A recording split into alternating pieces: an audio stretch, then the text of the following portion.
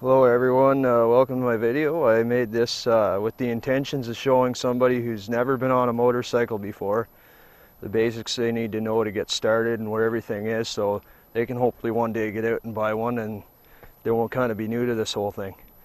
So anyways, that being said, I'm not a driving instructor. I'm just doing this for entertainment purposes only. So what you need to know, every bike, you have your ignition here, turn the key, comes on, they're mostly in the same place.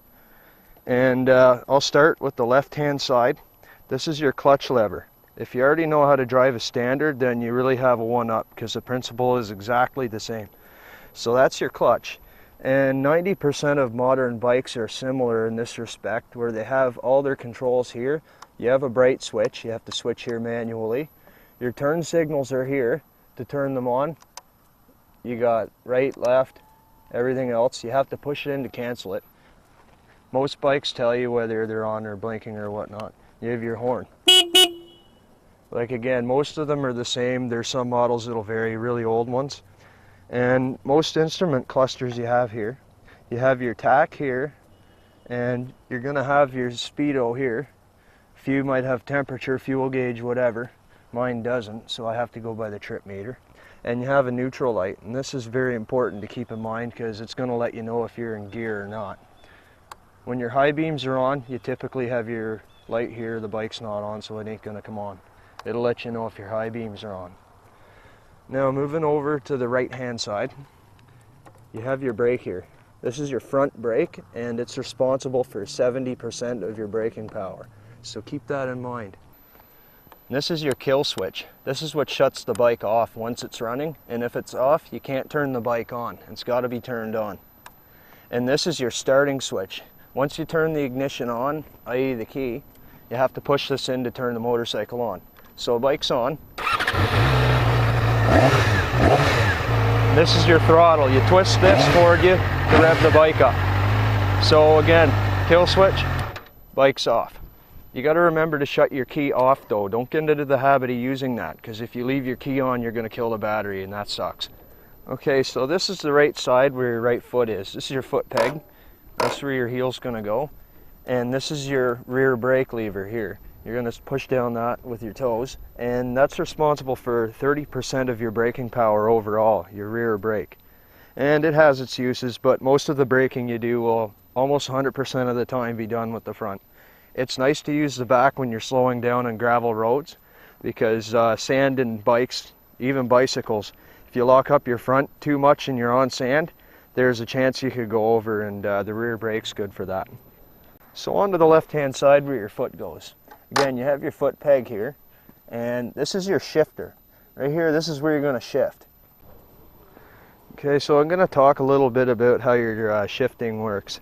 The best way I can describe this is in almost 90% of modern bikes, cruiser, sport bike, whatever, you're going to have a shifter, 5 or 6 speeds, and it's almost, the way to explain this is first is at the bottom, describing my thumb, and neutral is in halfway between first and second. And you go up from first into second, third, fourth, fifth, and sixth in some cases. So when you're in neutral, you're resting here. And in order to shift into first, you have to tap down. That'll put you in first when you pull in the clutch. And from there, you pull in the clutch and you go up to 2, 3, 4, 5. And again, you go back down from 5 to 4, 3, 2. Halfway down will take you into neutral, all the way down back into first. Okay, so now that you know all the basic parts of the motorcycle, I'm going to talk about starting to learn how to drive it. And okay, key in the ignition, on, kill switch is off, so it's on. And turn the bike on. Okay, so right now I'm in neutral, and on my clutch side here, to put it into gear, I'm going to pull it in all the way and down. I don't know if you can see in the video, but my neutral light's now off because I'm in gear. So I'm in first gear, and like any standard car, you can stall a motorcycle if you let the clutch out too quick, like this. So I've stalled it. So what I need to do is you can either pull in the clutch and start it. It won't start in gear with the clutch out. Or you can shift it back up into neutral, so pull your clutch in, you're in first, and up a half a step, and there you go, you're in neutral, your light's on. And it'll start right back up. Okay, so in order to take off and start actually riding, you need to put it in gear, pulling your clutch down into first. And there's almost like a friction zone with the clutch. So the best thing to work on first is just start taking off without stalling it. And I'm letting it out slowly, slowly, and you'll feel the clutch grab. Pull it in, the bike will stop rolling forward. So I'm letting it out, and the bike's gonna wanna roll forward. And I can almost get it going without even giving it any gas whatsoever. So there I go, we're rolling forward. And once you practice this a few times, pull in the clutch and stop. Squeeze your front brake lever, your right hand, and stop. And just practice this a couple of times until you're proficient in getting the bike taking off without stalling it. Once you start driving, you'll soon realize there's almost a point at which the gas and the clutch work hand in hand. You have to let it out slowly while giving it a bit of gas. If you give it too much gas and let the clutch out, then what'll happen is you'll take off probably quicker than you want to. And nobody wants that.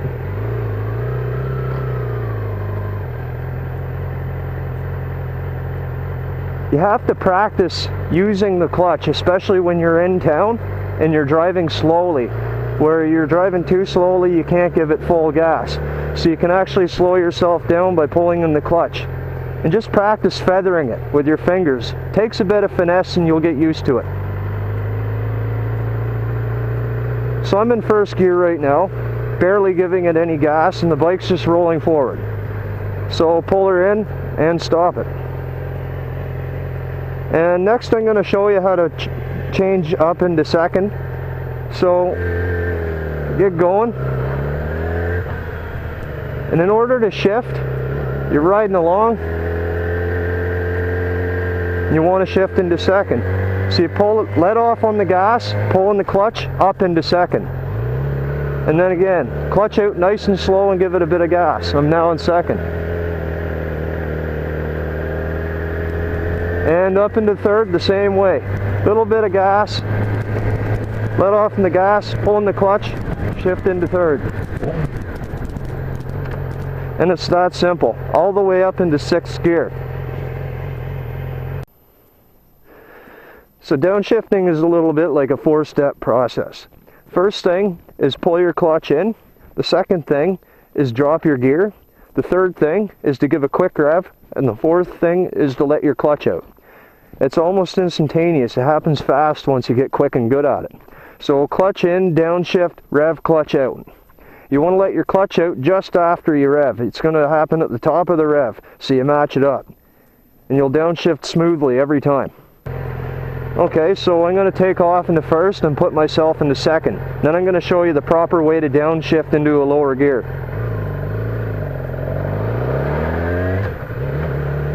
So I'm in second, and what you want to do is pull in your clutch, give it a quick rev, and drop a gear at the same time. What you have to do is bring your engine up to speed with your transmission, because if you just pull in the clutch, drop a gear and let it out, the bike's going to jerk forward because the engine isn't moving as fast as a tranny. You don't want to do that. I'm going to show you one more time. So I'm moving along here in second, and I want to go into first. I'll show you engine braking. The engine's slowing me down, right down to idle.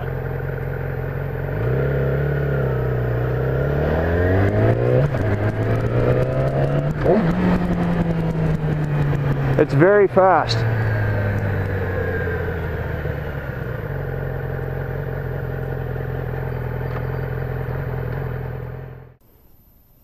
So I'm going to touch base on turning a little bit. And turning isn't like what a lot of people think. You're not going to turn your wheel and go that way. Once you pass about 10 kilometers an hour, motorcycle is turned by leaning it over. And you're actually going to turn the motorcycle in the direction you want to by pushing on it. So if I'm going down the highway, say, I don't know, 60, whatever, I'm going down and I want to turn right. It curves around. I'm going to push on this side, and that's going to force me to lean over, and that's going to turn the bike to the right. And same with the left. The only time you're actually going to turn your handlebars is when you're in a parking lot going very slowly and the bike is upright. So I'm going to show you what I'm talking about.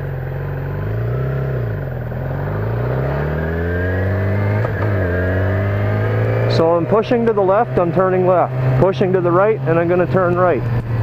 And just get out in a big open parking lot and practice this. Practice going round in donuts, practice doing S's, set up some pylons, go around them. So it's really simple. It's only when you're actually driving very slowly in traffic or turning out onto a road, you push the handlebars, you actually turn them to go that way.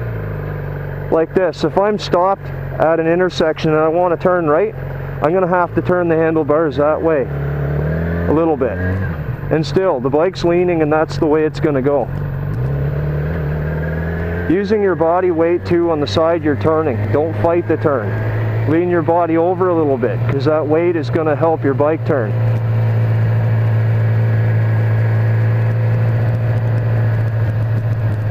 A very important thing to point out, you can't see it on this video, but I'm actually looking exactly where I want to go, down through the turn.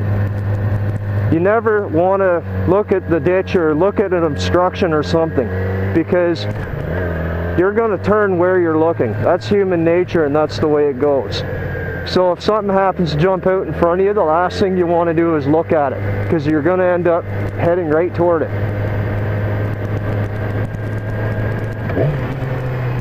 So there's not too much else to talk about as far as turning goes. The best thing you can do is practice it.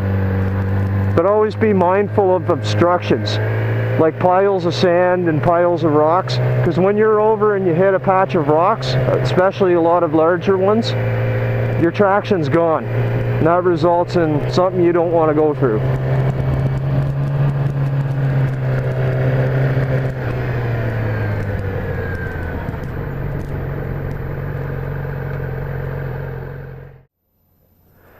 So one of the last things I want to talk to you about is stopping. And stopping is critically important. It's the most important part of anything that I've showed you yet. And the reason being is, well, basically any squid can get on a motorcycle and roll the throttle up and do 150, 200, whatever. But it takes a lot more skill and it takes a lot more practice to stop a motorcycle. And that's important because you can get it going, but how are you going to stop it? If you can't stop it, you may as well not ride. There's stopping fast, which I like to use a combination of downshifting, i.e. engine braking like I showed you, in conjunction with my front brake. So I can use my fingers to pull in the front brakes while I'm downshifting. And that's something later on that you'll get good at both and you'll combine them and practice it. I seldomly don't use a lot of rear brake because it's really not necessary. Your front brakes are the most important part, 70% of your stopping, right? So practice stopping all the time. Even people who have been riding 20 years should practice stopping.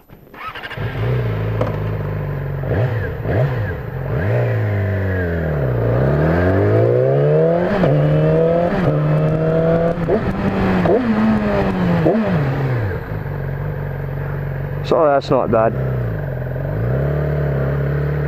But don't forget, you gotta pull in your clutch when you come to a stop or you're gonna stall the motorcycle. That's what I talked about first. So again, in an emergency situation, you're not going to downshift sometimes. You're just going to pull in the clutch and try to stop as fast as you can with the front brake. I'll give you an example of that. So I'm in town cruising along, a little old lady drives out in front of me. I just avoided a fender bender. And all I had to do was pull in the clutch and try to stop.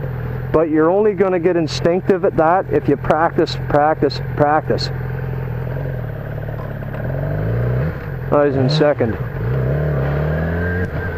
So I'll show you one more time, stopping fast with my engine.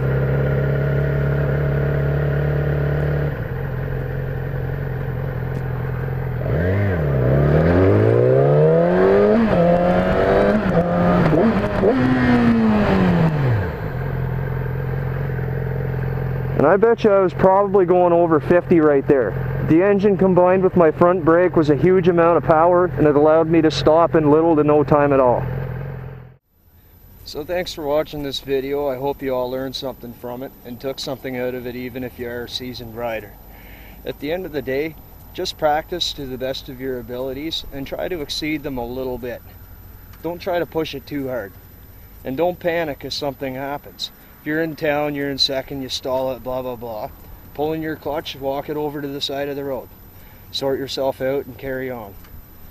Just remember, at the top of hills and things, you don't always know what's around the corner. Could be roadkill, a deer, anything. Could be somebody parked at the top of a hill trying to turn left. You're doing 90, you'll go over that hill. Next thing you know, you're eating Farmer Joe's tailgate. So just keep little things like that in mind and they'll go a long way. Another thing I want to mention with turns is if you're going around a turn, don't grab a mitt full of clutch or something like that. Because what's going to happen is you're leaned over with a momentum that's keep you turning. And you're taking all that away. So the bike is probably going to drop or fall over. So just look through your turns, nice and safely accelerate through them until you hit to the end. And go into the turns at a slower speed. You don't want to go into a turn way too fast because by then it's too late to do anything about it usually. So thanks for watching and take care and ride safe.